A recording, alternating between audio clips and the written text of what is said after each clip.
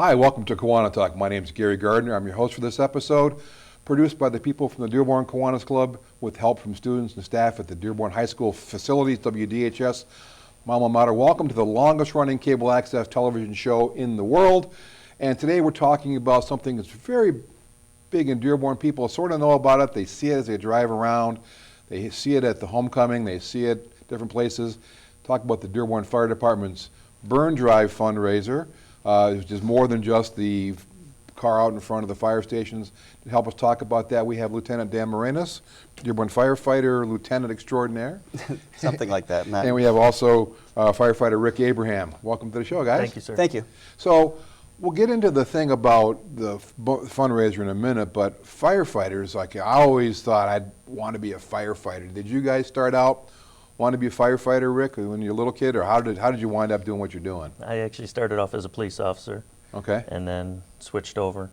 I actually came from another department, had 12 years there, and I just got over 7 here, so starting my 20th year. Okay, so full-time firefighting. Okay, so what was it that made you change from being a police officer to a firefighter? Back in the 90s, lots of layoffs, talk about layoffs, and looking at the schedule looked good. Okay. Working 24-hour shifts, so. So a 24-hour shift is a good thing? I don't It is understand that. well, you get a little bit more time off, you work longer shifts, but back then, made a little bit more money if you went PSO, which was like a public safety officer, which was a police officer and firefighter. Right. But when I got into training for fire, I just went to that. Yeah, how about you, Dan? What made you want to become a firefighter originally?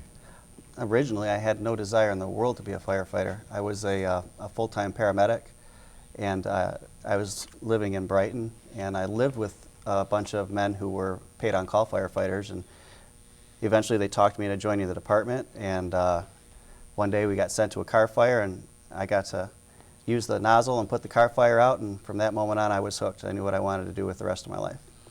So there's more than just putting water on fires. There's a science behind firefighting. What about the training that you have to be a qualified firefighter? Well, there's different levels of training. As firefighters levels 1 and 2. And it just kind of advances your level of training as you move along. And there's also a fire academy that a candidate can graduate from, where they teach them all of the basics that goes along with firefighting, how to roll hose, how to stretch hose on a fire, how to put on breathing apparatus and a mask and your gear, and all of the basics that go along with being a firefighter, raising ladders and so forth. And then when they actually start the job, that's when even more practical training, real-life training begins. So what are the requirements to become a firefighter, Rick? What would you have to do to become a qualified firefighter, and in particular for Dearborn? Well, for Dearborn, you have to be a paramedic also. So once you get your firefighting, you have to get your EMT, and then you'd have to get your paramedic license. And Dearborn is kind of not unique, but it's highly up there as far as the service that the fire department provides, because every firefighter in Dearborn is a qualified EMT, right? Right. Well, actually, even more than that, they're all qualified paramedics. Oh. Paramedic level care is the highest level of pre-hospital care that's available. We're essentially bringing in a mobile emergency room to your house when we come. And pretty much every fire piece of equipment, trucks and things, they're all fully equipped as far as paramedic supplies and things? Yeah. Yeah. Every fire apparatus, fire engine, rescues, everything is equipped to the level of paramedic. And when you're out there on a run, I don't want to talk about the adrenaline getting going, but you're going there for a reason. Okay? Yeah, you're going there for a reason. And you need to get there as quickly as possible. And one of the things that I see more and more is people actually paying attention to fire apparatus. They're hopefully moving over, but you get people that don't always pay attention. I'm sure you can't say it on air, but what do you guys say about people who aren't paying attention on the way to a run? Oh, no. I think a lot more people have now pulled to the left instead of pulled to the right, or they just stop right where they're at. And would like to just say, hey, pull to the right. It's the safest for us because we use the left side of the center lane to get through. So if they could pull to the right, it'd help us out a lot. And what is the regulation, if anybody knows, what you're supposed to do when you see a fire apparatus or police apparatus coming towards you or from behind you? What are you supposed to do as a driver of a vehicle? Well, the driver is supposed to pull to the far right lane when they can safely do that. And in a case where there's multiple lanes, they're actually also required to move one lane away from us to give us an entire lane of safety between the scene and where they're driving. And also, I see more and more is that when a fire apparatus or police vehicles along the side of a road, especially on a highway, the drivers are supposed to move. If the vehicle stopped, the fire apparatus or the police car stopped, to go around to move a lane over to give plenty of clearance for the fire truck or. If possible, give an extra lane, Right. slow down. Okay. So when you got into the, did you guys, when you got through your training and you became a firefighter, the whole thing about, is it glamorous or is it scary or is it, there's tragedy, there's happiness? Tell us about those things.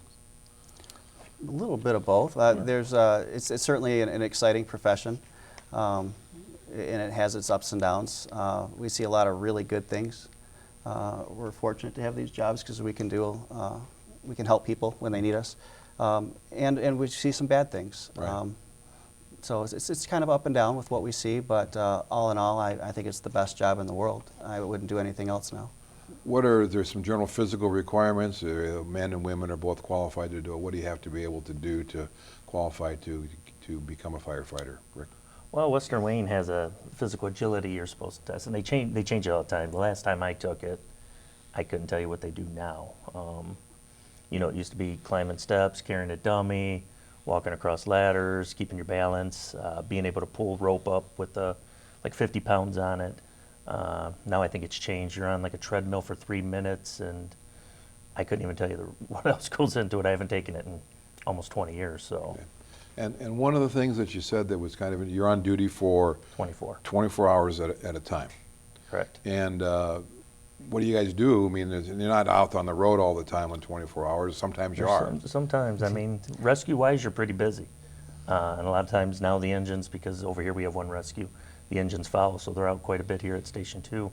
Our rescues, you know, you could have downtime for a couple hours, and then you could be gone for 6-7 hours at a time and come back. And in Dearborn, how many fire stations are there that we have in the south? Well, there's 4 in Dearborn, but we also now have the Melvindale station, which is a Dearborn station. So we cover the station at Melvindale now. And sometimes if there's an emergency in other cities, do you have a cooperation agreement so that Dearborn will help out in other cities? How do you find your way there? I mean, what do you? Well, Google Yeah. and dispatch. Now we have new monitors in the station that will give us a general location of where we're heading. So Okay. it pops up on the screen as soon as the run comes through and tells us where to go. And one of the things that people traditionally think about as far as firefighters is fires in houses. How much of that is part of what you do compared to runs for car accidents or people who've had other issues, or how does that break down? The vast majority of our run volume is medical emergencies. So that's what we take care of the most.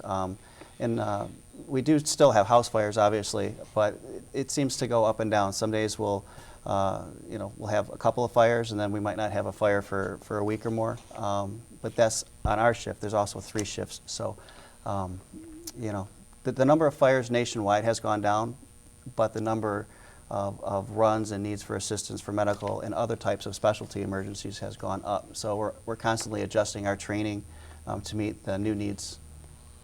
And in Dearborn, you get the whole, as far as vehicle accidents, you've got freeways running through Dearborn, you got Southfield, you got 94, you got some pretty big roads and things like that, and I imagine there's some activity involved with vehicle accidents.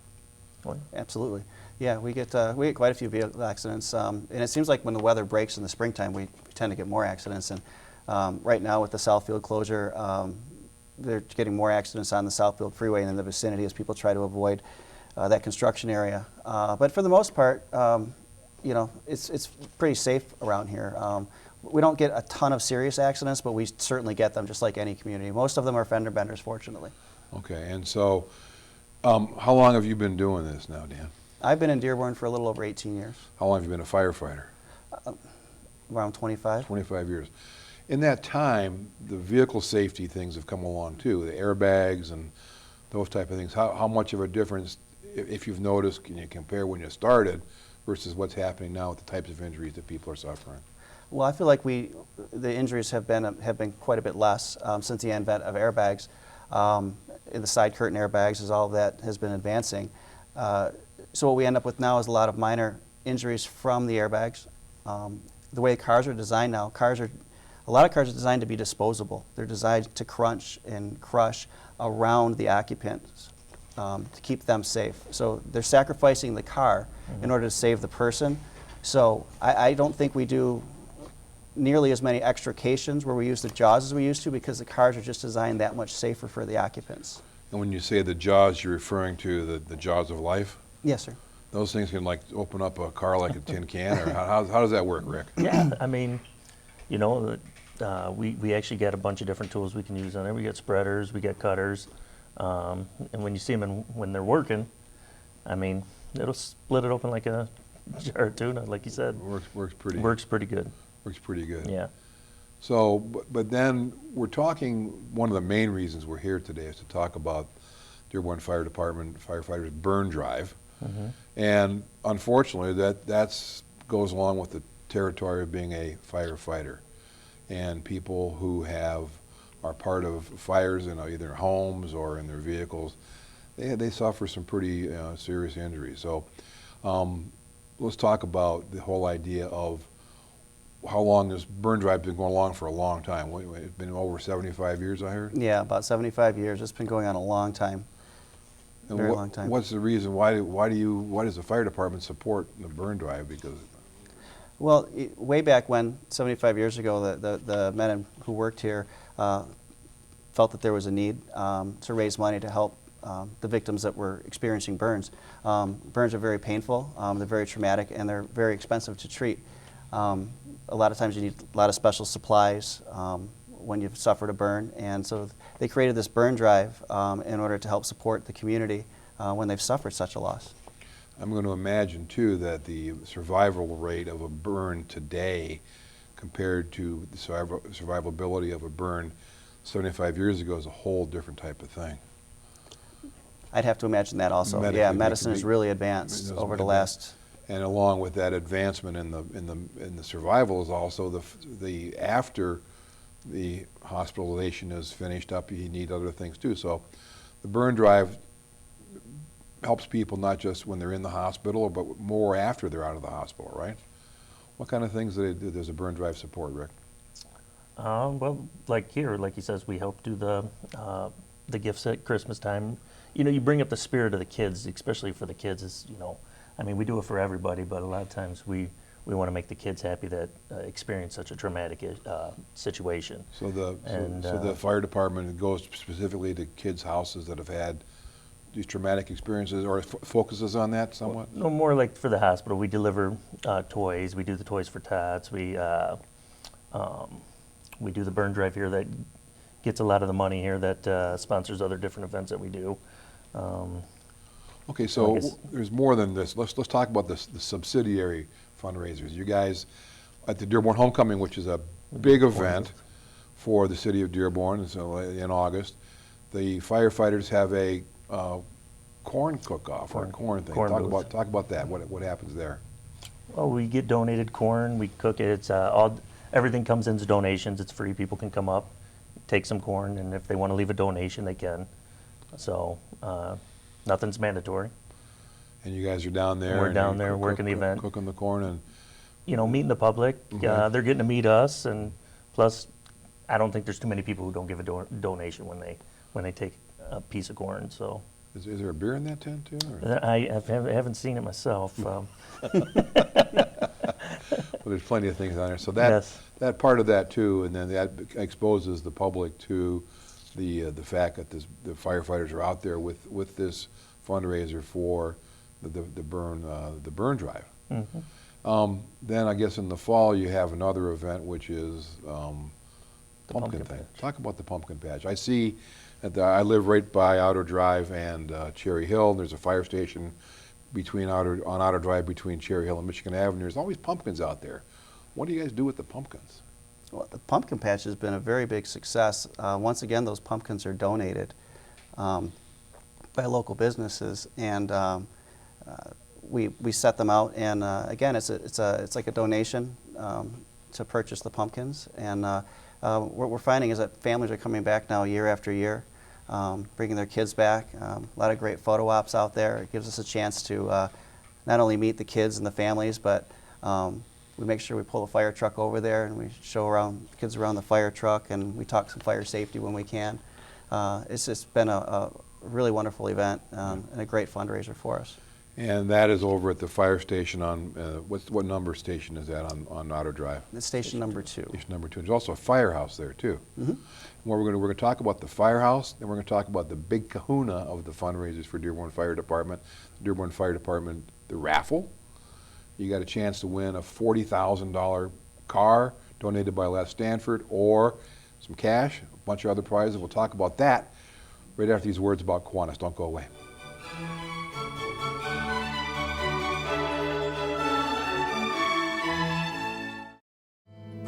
Who is a kid?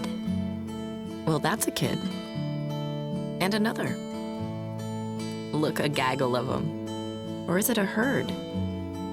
Litter? Pride. But what about her? Tell her she's not a kid. Or him.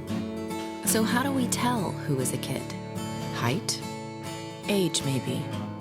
But some of us have to grow up faster than others. A kid. A kid wants to make the world better. And one day, he just might.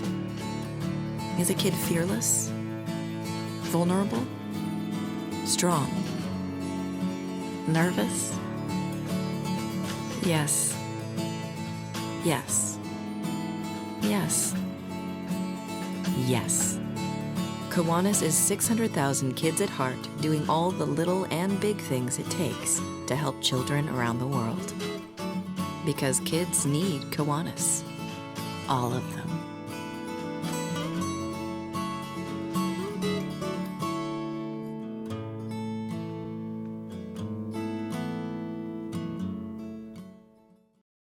Welcome back to KiwaniTalk. I'm your host, Gary Gardner, talking about the Dearborn Fire Department burn drive with Lieutenant Dan Maironios and firefighter Rick Abraham. Gentlemen, welcome back to the show. Thank you. Now we get to the big deal here, the raffle. And if you drive around Dearborn at all, out by any of the fire stations this time of year, what do you see in front of some of the stations? You see one heck of a beautiful car sitting out there. Okay, and it's donated by?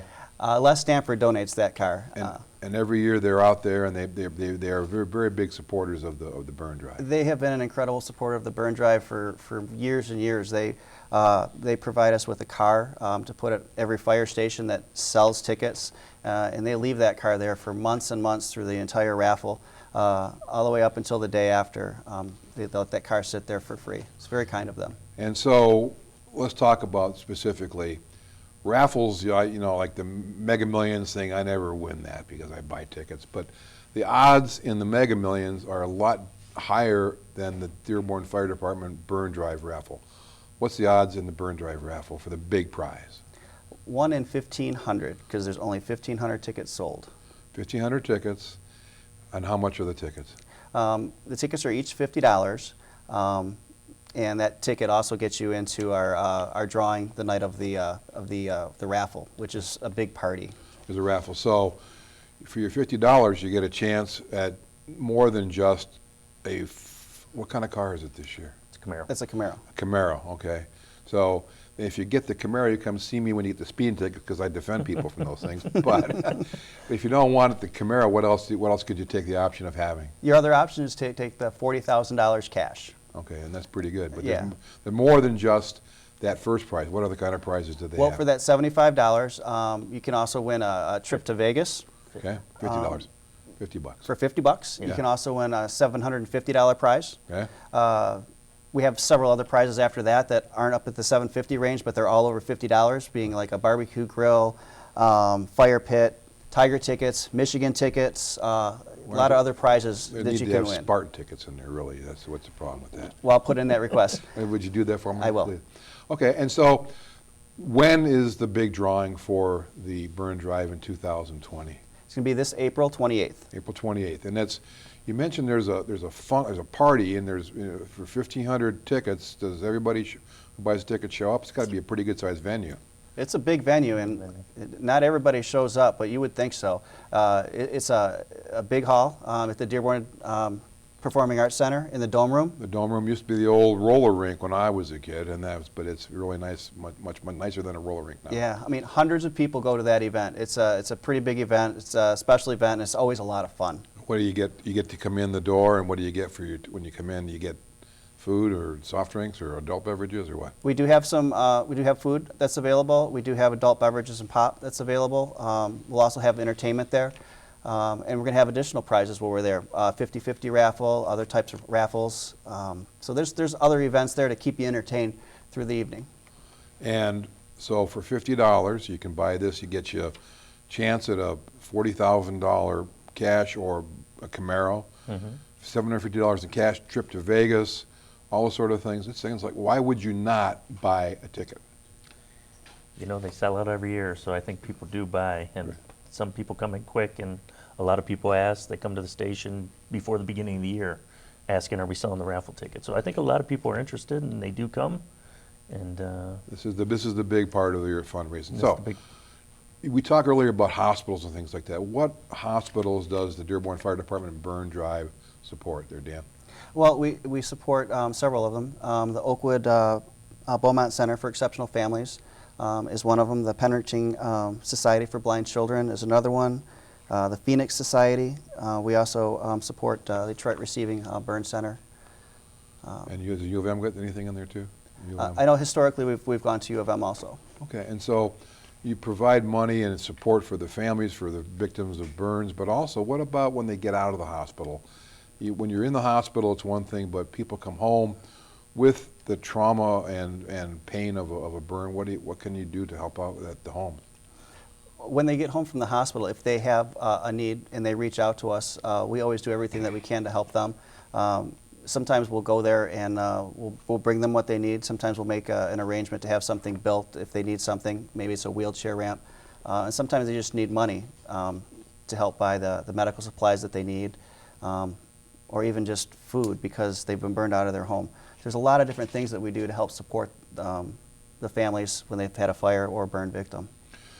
So you've been going to this Dearborn Fire Department Burn Drive raffle event at the Dearborn Civic Center a lot of years. What's the neatest thing about being part of that? How involved everybody is in that event is pretty special. Everybody that goes there knows why we're there, and we're there to raise money to help families in need, to help people who've been victims of burns and other types of serious medical emergencies, cancer, so forth. So there's a very good spirit being there, a very good sense of community and belonging. So I find it very rewarding to be able to be there because everybody knows we're there for a common purpose, and that's to help people. And one of the things that you mentioned before, Rick, was the Toys for Tots type of thing, so what happens? How do you deliver toys on your fire department trucks? Do they go to the houses with the sirens going, or what? No, you know, I actually haven't been a part of getting on the bus. I know they got a big bus, Yep. and they put all the toys on the bus, and they deliver them to local hospitals, and you know, surprise the kids that are there with toys during Christmas season. And you know, from what I've seen of the pictures, kids love it. Our firemen love it. They love doing it. It just happens to be whatever day you work, depending on if you can get on the bus or not. So Luck of the draw. luck of the draw. for So a lot of guys like helping out and doing that one. And it seems like as a firefighter, you do that not just because it's a job, but it's you do want to help people. Talk about that aspect, how satisfying the part of that of your job that is, Dan. Well, helping people is why we get into this business, and it certainly is satisfying and gratifying. We all enjoy that aspect of it. So it's a wonderful feeling. We can go home in the morning feeling like we've accomplished something, and hopefully we've made somebody's day better. Because we get called when somebody's experiencing the worst moment of their entire life. They call us to help, and when we can make that better, we go home feeling good. I've got to imagine, Rick, when you guys show up, nobody ever says, "Damn, you're here," or "You're here." Well, no, we wear this uniform. We get mistaken for police all the time. So Right.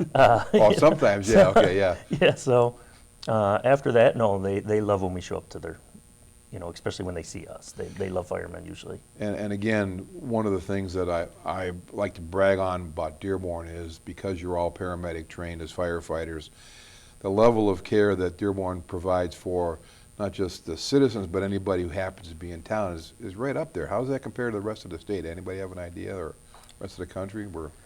You know, I know a lot of like Wayne County, they're pretty much paramedics too. You know, once you get outside those areas, a lot of them go volunteer to where, you know, they're not as trained paramedic-wise or emergency-wise, but a lot of local fire departments are paramedic. Dearborn just happens to be probably one of the first that became paramedic, and, you know, they're a step above some of the other departments as far as training, equipment, amount of resources we have, amount of employees we have, people on hand for certain situations where some of the smaller departments might have 2-3 guys. You know, we at least have the manpower to show up and get the job done, do what we have to do. Back to the Burn Drive raffle, where can people buy tickets if they want to buy them? Well, we sell the tickets at 3 of our fire stations. Station number 2 here at Michigan and Outer Drive. If you come in during normal business hours, just ring the bell and be somebody come out and sell you a ticket, invite you in. Station 1 on Greenfield, that's south of Michigan Avenue. You can buy them there. And we also have a sale at our Melvindale station that we cover the city of Melvindale now. So you can buy tickets there. So if you see a Camaro sitting out in front of a fire station, that's a station you can buy a ticket at. I have a question because Skip Armstrong and Ray Scaboria and we've got a couple of firefighters here talking about a burn drive, and we want to buy 4 tickets. Can we do that? I'll tell you, 4 tickets, 5 tickets, 8 tickets. You just tell me, I'll get them to you. We have a check right now for $200 for 4 tickets for the Dearborn Department Burn Drive. We'll give you the check, and there you go. And it's Thank you. And we hope that this will be I hope there's tickets left over, because you said before, Rick, that they sell out. They do. They usually, you know, you get to a point to where you got a few tickets left and you're like, are they going to sell out? And then people just come and buy them up, and then you always have the guy who comes in, hey, is there any tickets left? And we have to tell them, sorry, they're all sold out. April 28th, April 2000. 28th. What time does it start? Doors open, I believe it's at 6:30 p.m. Let me double check that, but I think the doors open at 6:30. 6 p.m. the doors open. Drawing for the big prize is 9 p.m. And so Dearborn Civic Center, big dome room there, right in Michigan and Greenfield. Buy the tickets at Fire. You can't buy them that night because they're already sold out. They're right? sold out by They're then. sold out. Okay, by Dan, then. thank you very much for coming on Thank the you for having program. us. Good luck and stay safe. Rick, good to see you. Nice to see you. Thank you for being part of KiwaniTalk. We'll see you next time. And think about helping out firefighters when they get the boots out there too along the roads. Don't forget about that part of it. Yes. Gary Gardner, see you later. Bye-bye.